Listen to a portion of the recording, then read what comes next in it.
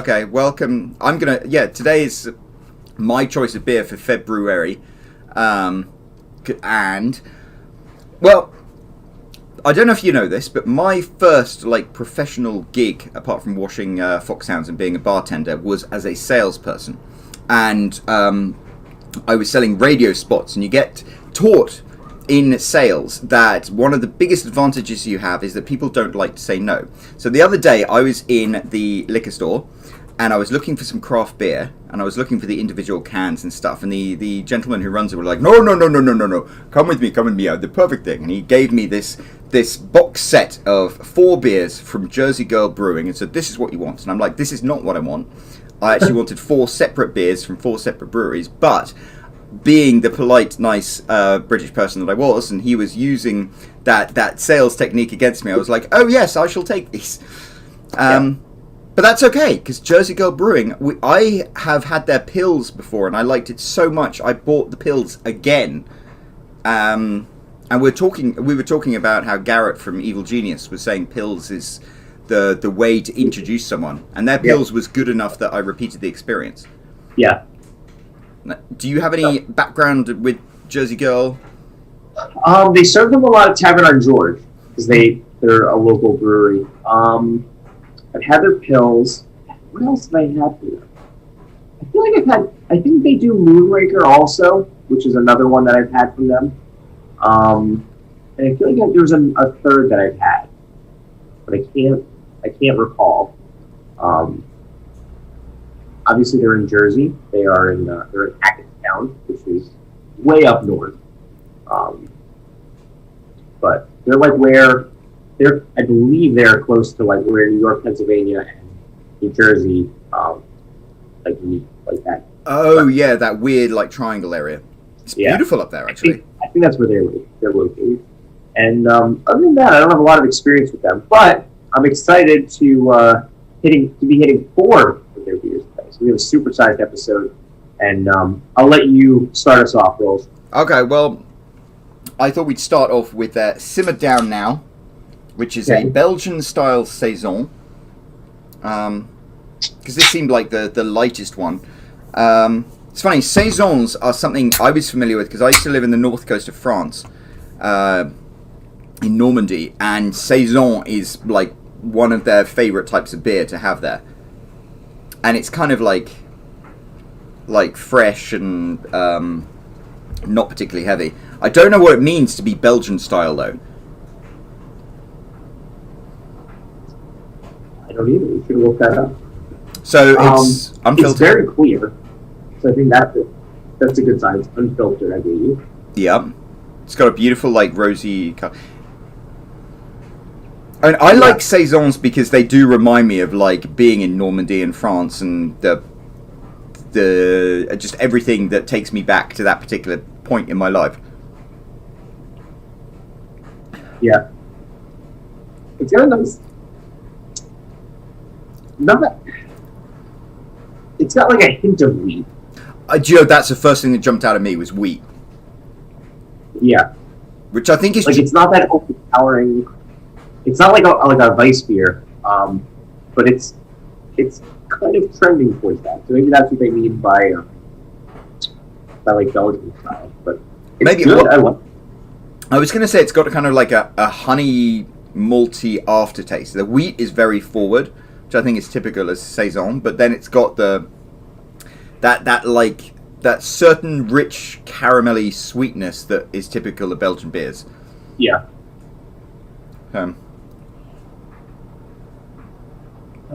I don't know. It's interesting because it's not a bad beer in any way. I like it, and I like what it does, and I like the fact that it combines 2 things and you can distinctively do them. I don't know if it's a beer I would drink for fun. No, I don't think so either. But it's also I'm not a big Saison person. So I think we did something we've always said where it's don't, just because we're saying we don't particularly like something doesn't mean that it's a bad beer. With the exception of Baltic. That is shit. No, but I think that a lot of times because we're doing okay, let's try different things, we're trying stuff that may not be our favorite style. And I remember a couple months ago I was like, oh, this is a good beer for that style. My dad's like, wait, you don't really like this style? And I was like, not particularly. He's like, then why would you buy that beer? And I'm like, just try it. Like, yeah, just try stuff. So he tried it. I think it's a good beer for this style. This just isn't my favorite style, and I think that's kind of what you were saying also. Yeah, and I mean, I think the nice thing is the fact that we've done that and gone out and tried different styles and things like that means we can appreciate them much more. It's like I appreciated, oh, it's got the wheaty like saisonness to it, and then it's got the Belgian thing. If we hadn't been on this exciting journey of discovery of beers, I don't think I'd have been able to like differentiate between those things. Yeah. Did you? I know you like to credit me for like your exploration into different beers, but I feel like you probably still tried different beers before we were friends. Yeah, but I wouldn't have been as adventurous. Like, I don't think I would have drunk nearly as many dark beers as you encouraged me to, and now I really love them. Well, I'm glad that I could do that for you. Yeah, because, I mean, I sometimes, like, get into my little kicks, like, I went through a Corona Familiar kick, and I drank, like, nothing but that. Stella, of course, was my editing beer. It used to be, like, you knew if you needed me to get to edit a video, you just, like, deliver a case of Stella. Oh, yeah, no, we used to bring, like, it would be like a 36-pack of Stella. But it worked. But I like Stella. It did. But yeah, this is nice. Now I've, like, been able to go out and explore, and sometimes I'm just like, you know what, I need to try a beer. I'm really looking forward to going back to breweries, and I want to, like, on a consistent weekly basis, go out and actually drink somewhere. Yeah. Right. Okay. So let's move on to the next one, shall we? All right. Let's do it. So we are doing Running with the Devils. Now this is Sporting Reference, New Jersey Devils. I actually have an interesting story about this. So are you aware of what the Jersey Devil lore and like who that is and like the mythos behind it? To a certain extent, I know it's down in the Jersey Pine Barrens. There have been a large number of reports dating back. Is it as far as colonial times, or is it not quite as far? It is colonial times. So it is the 13th. The Leeds family was a family in the Pine Barrens. The 13th child came out. This is like where I get murky about the story. So there was a 13th child, and then the 13th Leeds child was either like cursed or like the mother cursed it or something happened, and then it came out looking like some sort of beast, and that is the lore of the Jersey Devil, where it has like hoofs and wings and horns. But the reason I bring this up is because I grew up as like that being like a popular like myth, but I also grew up in New Jersey, so this is probably like 5-6 years ago. Like my cousins who live in New York, like we were watching hockey, and they're like, "Oh, like why would you name the team the Jersey Devils?" And I was like, "Oh, because of like the myth." They had no idea what the myth was, and I was like, "Oh, I wonder if like non-native New Jerseyans know what that is." So. Well, it's funny because I have always been obsessed with like legends and ghosts and stuff like that. I was just thinking the other day when I was a kid, my mother used to drive me hours to go to parts of England where she was looking at houses and stuff like that, and I'd buy these little paperback books about all the ghost stories around there, and I just loved it, and especially the locality. So when I first moved to New Jersey, like I'd buy Weird New Jersey, and I'd learn about all the legends and stuff. So I think just because that's an interest of mine is why I'm aware of it. Yeah. Okay. Yeah. Well, hopefully the beer is just as good as the beer. So, it's funny, looking at this, we just tried the Saison. It looks almost exactly the same. I would agree. I think this is a little darker, and it's a little cloudier. Not as clear.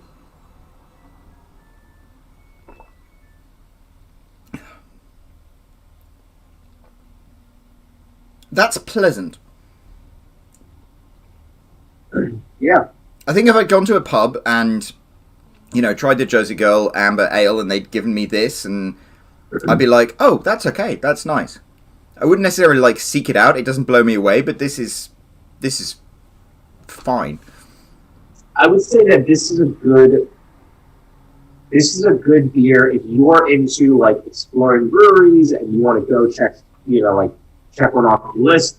I would say if you go to Jersey Girl and you order this, you will not be disappointed. Because there's definitely times that I'll go into an establishment and I'll be like, that looks like it's gonna be really good, and I'll try it. I'm like, man, it's letting me down. I don't think it's gonna let you down. I don't think it's gonna like thoroughly impress you. Like I wouldn't go and be like, oh God, you gotta try this. But I do think that it has something to hold on to. It's a good taste. It's fun.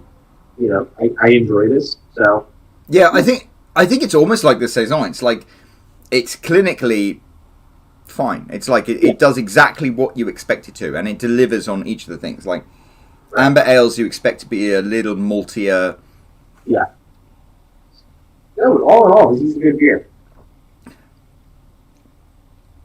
Yeah, but it doesn't blow me away. I was just thinking, because amber ales, there are some amber ales I absolutely love, like Rogue's Dead Guy Ale. And Fat Tire, that's another amber ale, isn't it? Yep. Yeah. So, I mean... Yeah, that's like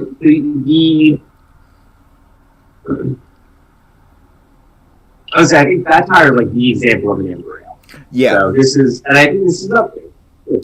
I wouldn't say it's... I would pick pick Fat Tire over this, and I'd pick Dead Guy Ale over Fat Tire, but this is good. Can't really argue with it. So, they're very effective. They're very competent, Jersey Girl, I think. Yeah. Okay. So, the next one, I believe, is a baseball reference. You'd have to tell me. Hunker Down Brown? I don't think so. I mean, I've never heard... When I think of the term hunker down, I think of like when it's going to snow or like there's a monsoon coming. The weather guys, the weather guys always outside. He's like, you gotta hunker down and like stay in there. Now, I will say this: hunker down brown makes me think that you're constipated. It's actually got a nice little story here. This highly quaffable American brown lager has rich flavors of coffee, roasted nuts, toffee, and dark caramel while remaining light on the palate. Perfect for hunkering down during this unprecedented time. So I guess this is the COVID ale. This is their Corona. And have you ever grown more tired of like two words put together than unprecedented time? It's like you just hear it incessantly now. Especially because it's not unprecedented. Yeah. It's not like this is the first pandemic. I mean, first of all, in the U.S., we had a pandemic 30 years ago. It just didn't affect people who, the AIDS pandemic largely affected the gay community. That's why people are like, oh, fuck those guys. Like, But I mean, realistically, that happened very recently, like within your lifetime and like just on the cusp of mine. I mean, I don't know. I can get into a whole political thing. Well, I mean, even influenza things. It's like this is an unprecedented time, apart from the time it happened exactly 100 years ago, and the time it happened 100 years before that. Yeah, I mean, things are cyclical, and I think that it's funny because like around this time last year, I went to the Mutter Museum in Philadelphia for my girlfriend's birthday, and they had like a whole thing on like viruses, and then coronavirus like really became like the thing that started spreading. So yeah, not unprecedented. Now, so this is the brown lager. It's interesting, the whole debate between like ales and lagers and things, and a dark lager. I always think of Sam Adams because that's like. That was my introduction to craft beer, and it's still, my probably like the one that I always know will consistently deliver. Yeah. This is hazy, so it's not clear like that. It's got a nice color though. I do like that dark brown color, and it's interesting because in my glass, I have like towards the sides, it gets very clear. I don't know if you have the same. I think it's more the shape of the glass than anything. I don't know if you're having the same effect. Yeah, but I mean, it smelled. It's got all the smells that I love about Sam Adams. It's got like the maltiness, the... I'm not gonna lie. Had I read the description before we talked about what order we would go in, had I read the description of all the adjuncts that they have, I would have been like, oh, let's save this one for last. But you know what? I think it'll be. I haven't even tasted it yet. I'm just excited based on that description. So let's dive in. Yeah.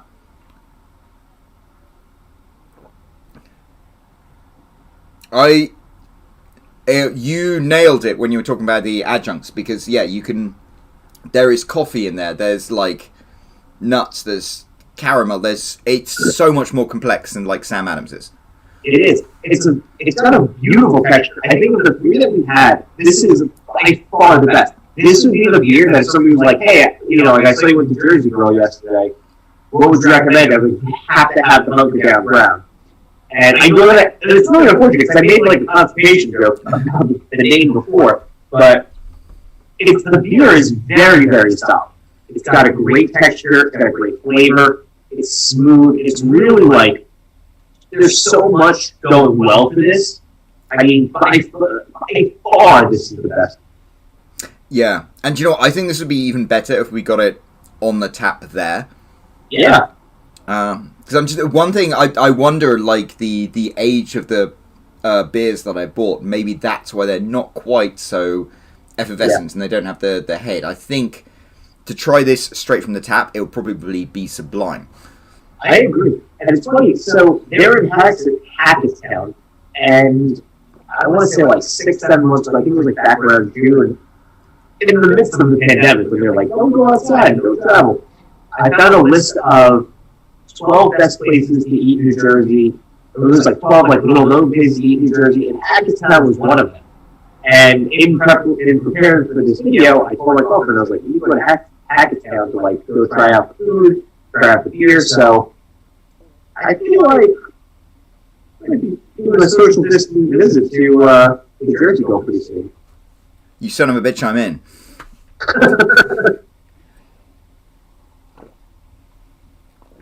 Yeah, that was a good offering. They really brought that A game with that. Yep. No, I really like that. There was a versatility to it. And okay, so the last one. Bjorn in New Jersey. Bjorn in New Jersey. So I mean, which neither of us was, which is ironic. Really? Yeah, I was from New York.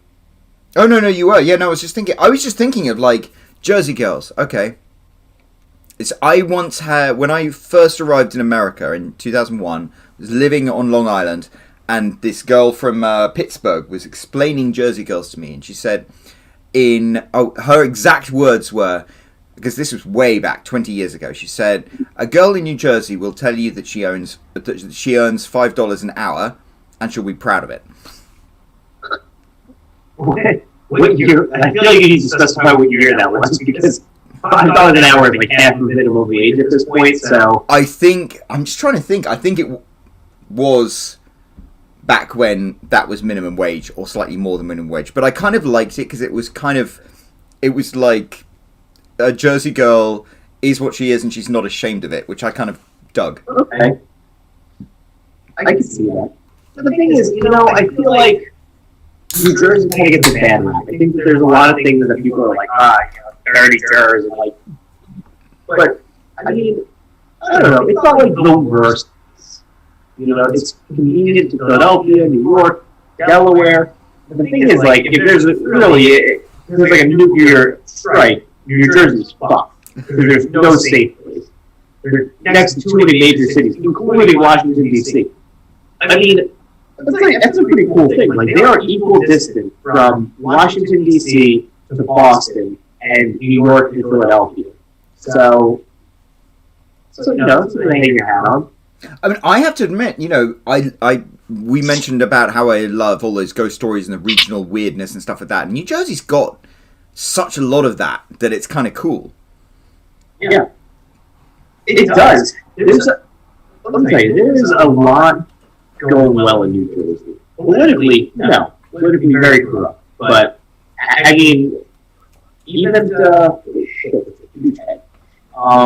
You've got a huge Well, head. when they had like the whole Ridgegate thing with Christie, it was like I can't believe this. Like I don't know, he probably wasn't the worst governor we had. We had some pretty shitty ones.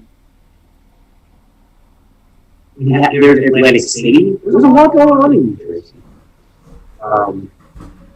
Bon Jovi, Bruce Springsteen. I'm sure I told you Bon Jovi story.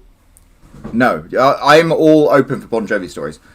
Okay, so I was surveying a school as part of my job in an architecture firm, and the high school. So most of the time when you go to survey a school, it's like they either have a lot. It's either a really nice school where they have a ton of money and they're just like looking to like spend it. So it's like they're kind of in that like Princeton, like that Ivy League bracket where like they have a ton of money and they're just like looking to add more because they have to do something with the endowment.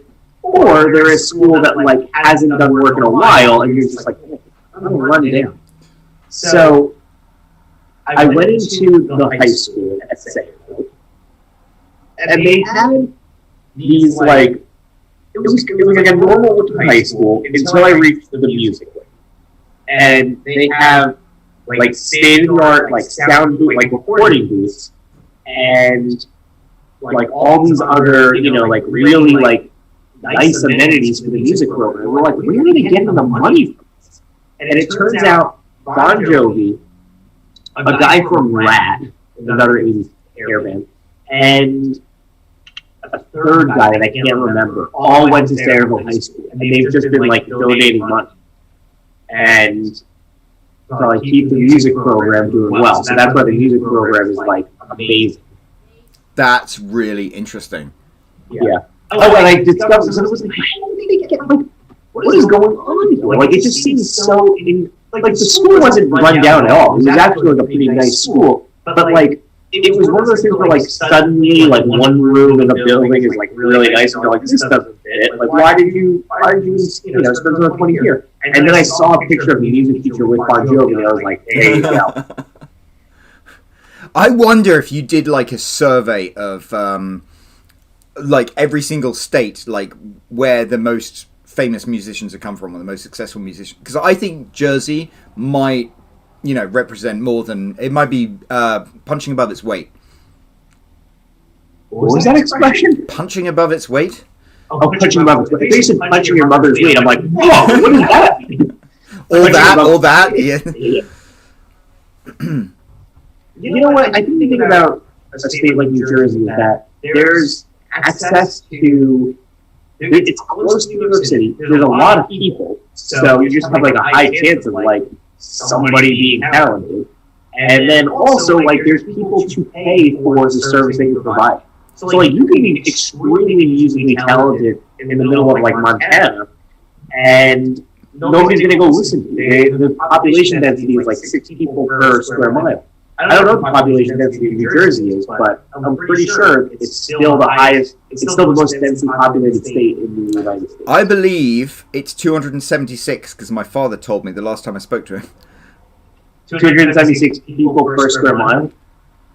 Do you know what? But that's something to, like, Google, because that's... Let's look it up. Yeah. What's the population density of New Jersey? Okay. I'm not gonna lie, 276 seems low. Oh, 1,207.8. Wait, what was it? Oh, wait, no, hang on. That's...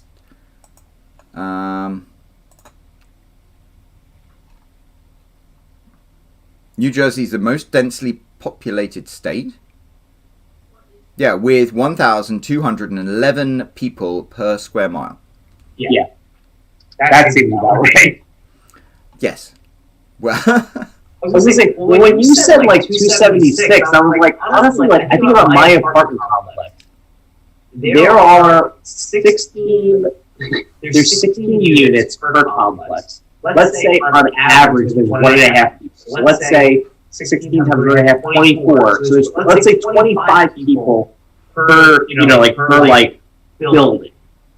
and then there's like 20 goes. So that's 200, and that's just like one little complex. And then I think about like a place like where you live.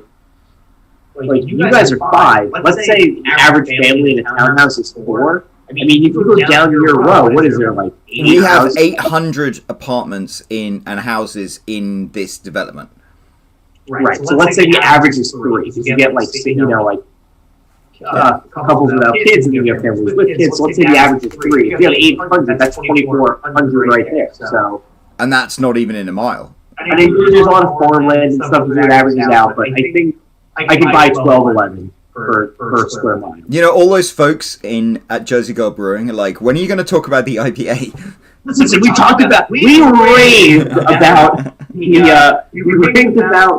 Hunker Down Brown. We raved about your brown lager. So we'll get to the IPA. I was going to say, it's funny, because the IPA was, you like had that huge head, and you mentioned it, and it's the only beer out of this pack that had like a lot of head to it.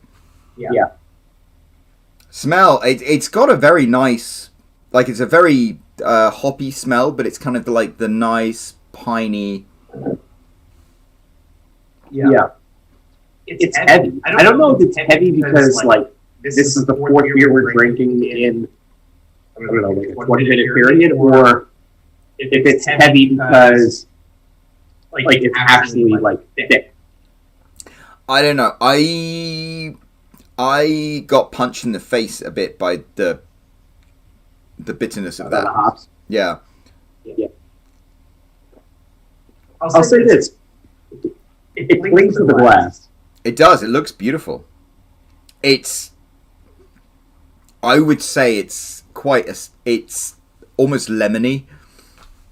Yeah, I can see that. Yeah. I have to admit, I'm not a fan of this one.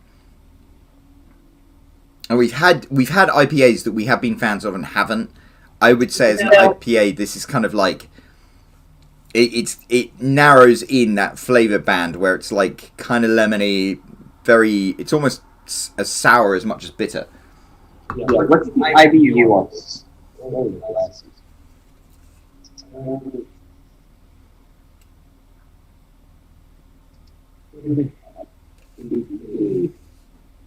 I don't know what the IBU is. The ABV is only 4.4, so I wonder if that's something to do with it. Because most IPAs are stronger in alcohol.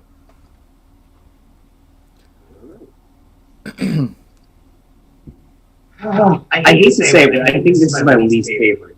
Yeah. Of the 4. Yeah, I'm not a fan of it. I'll say this. I think that this is something we go back to all the time, where if you like IPA and you like the bitterness of it, this is the beer for you. If you're not into like the bitter thing, I wouldn't try this one. I would go for, honestly, the brown ale, perfect. You know? Sorry, not brown ale, brown lager. Perfect. Yeah, I think I agree with that. The Saison and the the Runner with the Amber Lager, those are both fine. The American Brown Lager was like really quite a strong thing. Not a big fan of this Bjorn in New Jersey. Yeah. Well, I will say this. I don't want to end on a bad note, because I think that overall we really enjoyed these. How would you rank them in terms of like favorite to least favorite? I think we agree that the Born in New Jersey was our least favorite. I think. Yep. And I think we agree that the Hunker Down Brown was our most favorite. That was my most favorite. Do you agree with that? I agree, and I think my next one would be Running with the Devils, just because it was. And it's a tough choice because the Saison, I think, was a good, sophisticated beer. It's just I would prefer the Amber Lager. It was a really solid. Yeah.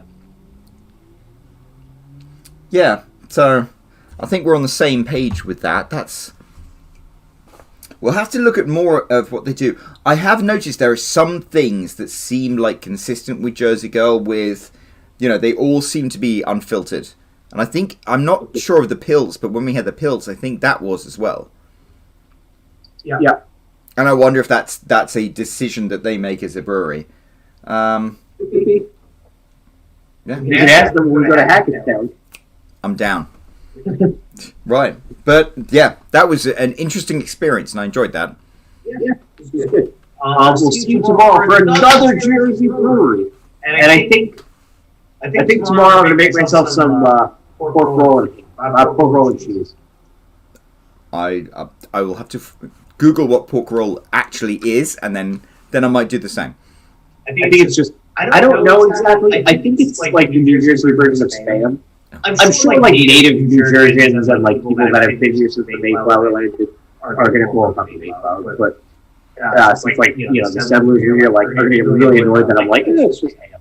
But I know there is a big debate between like Taylor ham and like pork. So, okay, we'll save that. Actually, okay, wait. I'll tell this story the next time. We actually have a pork roll. I'm going to tell you the pork roll story. Okay, right. See you tomorrow. See you tomorrow.